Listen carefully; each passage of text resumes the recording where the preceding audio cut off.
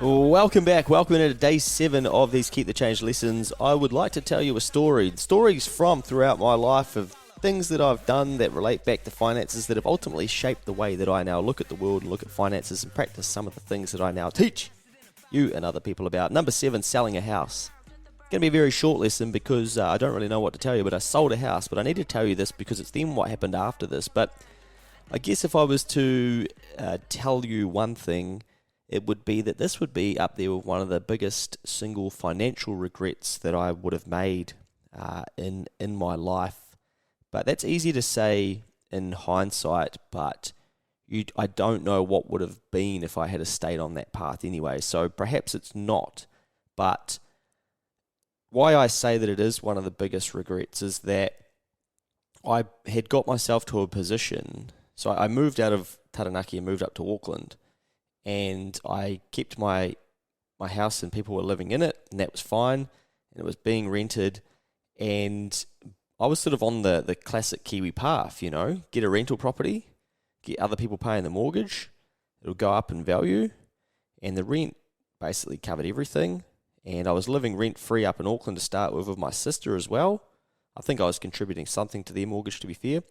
And, you know, I could have been paying down that loan, and very, very quickly not quickly, but I was on the path to having basically no mortgage and an asset that was paying me week to week. And that's often what, you know, people want. And I could have had that, but I decided to sell it. Now, I decided to sell it because I wanted to do more of what we talked about in episode number 6, pissing up in your 20s. That's probably, I think it was. I was still in my 20s. And I decided that I would sell it because, I was going to be travelling and going overseas, and I thought, well, I'll get rid of it because I just don't want the hassle of things going wrong with it, managing tenants, and the tenants that were in there were they were kind of using it as a not a permanent place to live, but it was all very temporary. And that was becoming a bit of a hassle of just sorting that sort of stuff out because one was there some nights and the other not, and then the other going, I'll probably be gone in a month. And I just felt very far away from it. But these were all just excuses at the end of the day. I could have got a property manager, found a family to live in it, and Bob's your uncle. I got nothing to do with it except for put some money aside for some repairs and things like that, but they would have sorted it all out. So, you know, in hindsight, that's what I should have done, is stayed the course, kept it, because as we know, houses continue to go up in price, and this was maybe 8 years ago, so it'd probably be double in value now. Like, who knows what it sold for. Every now and then I go back through the town and I go past it, and I think, what could have been? But where would I be now? I'd have a freehold property probably, or I'd have a property that I could borrow against to then buy some more property. So I'd probably be further down the property pathway that people go down. But, you know, I don't know what that would have done to the other side of my life, where I may not have quit jobs, I may not have started businesses, I may not be doing this right now. You know, I just don't know, because you don't know what the other side of your decision making looks like, because ultimately what you decide, you then play that part of your life out, and you're not to know how your life would have been different. And it's very fun to kind of speculate on how your life would be different. Mostly we do it in a positive, don't we? And we forget all of the negative things that could have come along. You know, like that roof on that house could have started leaking again, and all of a sudden there's 15 grand that I had to come up with, and I could have been completely stressed out and then lived in a place of stress for 6 months of how I was going to find 15 grand. I probably would have got that credit card back from Westpac, wouldn't I? You know, so you just don't know. But we often like to look at hindsight with an element of positivity too. So just remember that when you are looking at things in your past, going, if I had done this differently, probably more inclined to think that they'd be better than what they actually would be, because you don't know what other things would have come up along the way too.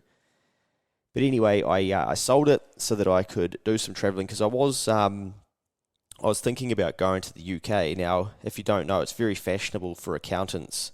What they do is they get their chartered accounting, and then they go over to the UK and they call it an OE, an overseas experience, I think is the technical term.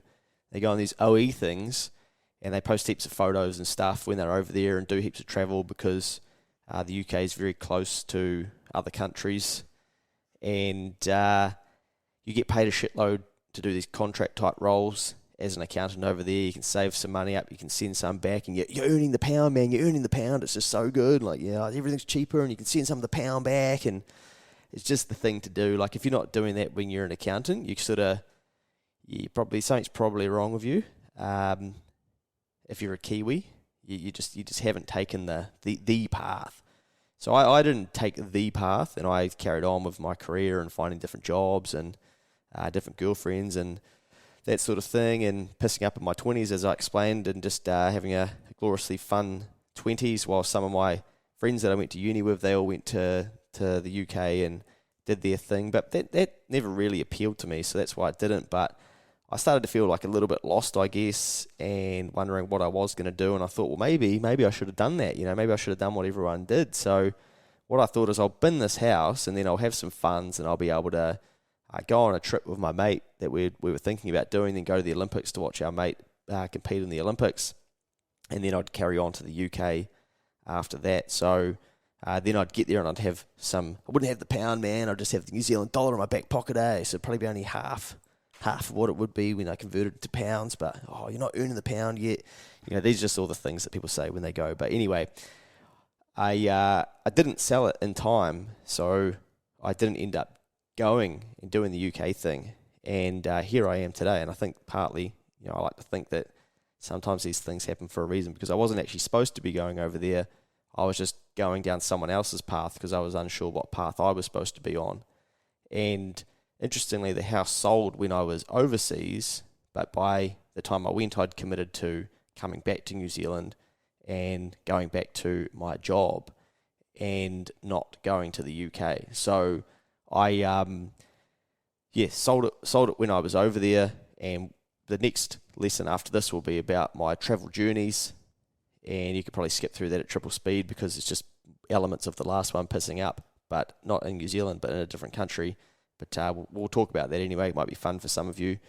And I sold it, and then I had the funds from that. And now I guess it puts me in a position where I can't use my Kiwisaver again to buy a home. So then my Kiwisaver is basically, it can be as risky as, because there's 30 years until I'm going to be able to access it, or 31 at 65. And by then, who knows, the rules might have changed along the way.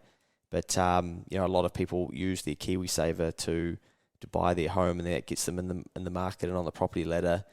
And for some people, they would go, well, you squandered your opportunity because you got that opportunity, you used it for what the purpose of it was, and then you sold it, and so you don't have that opportunity anymore. So, I should be, if I stayed the path, I should have mortgage-free property, dropping me out a nice income each week, and being able to borrow against that with the equity in that to probably buy an eighth of an apartment up here in Auckland, because it's pretty hard to compare the Hawera, which is Taranaki, the Hawera housing market with the Auckland housing market. And of course, I didn't know that Grant and his mates at the Reserve Bank were going to just pump so much liquidity into the system and really ramp up house prices by 40% due to this pandemic. But, it is what it is. So that was me. I decided to get out of the housing market, and really, again, it was just to free up some cash. And there's sort of the same themes here, isn't it? We're now 7 episodes into this, and I'm always looking for cash because I don't seem to have enough cash to spend. And we have to remember that it wasn't too long before this that I'd lost a year of my life in terms of being able to save, because I was having to pay down my credit card. So potentially, if I didn't fuck up with the credit card situation, I could have had a stack of money sitting there saved, and I wouldn't have needed to sell the property because I could have had some money to fall back on should I have decided to go to the UK. But again, we're looking back at the past, trying to figure out what coulda, shoulda, woulda. But who cares? It is what it is. Like we said in one of the very early stories, is just learning to accept your past and know that there's some answers there, but you're more responsible for your future. And that's what we want to be aiming towards and figuring out what we can do with that. So I sold the house, and someone would have moved into that, and good on them. But that was, I probably had been out of the town by maybe 6 or 8 months by then. I can't quite recall, to be fair. But I do know that when I was overseas, my parents had to go and clear out my entire house because I wasn't there. So it looked like it wasn't going to sell, but it did, and I was signing paperwork from overseas, and then the people wanted to move in pretty quickly, and my parents had to trek all the way up and go and get my lazy boy and my king size bed that I'd financed, but I'd paid those off by now, hadn't I?